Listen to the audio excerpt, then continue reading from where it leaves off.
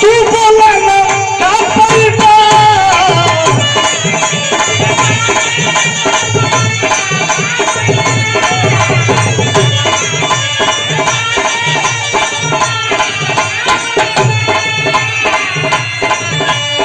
हमारा के तरफा के तू बोला ना का पैबा ए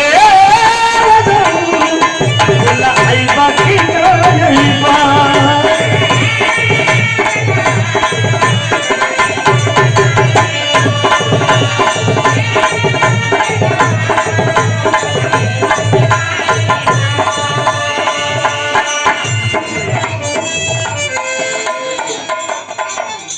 परमादरणीय आप हमारे छोटे भाई सतीश चंद यादव, रमेश चंद यादव, उमेश चंद यादव, आप लोगों के द्वारा स्वागत किया गया। बहुत बहुत स्वागत।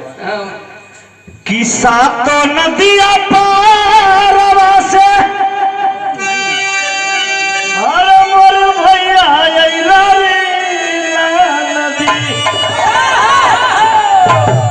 ए राजेश भैया पासवान जी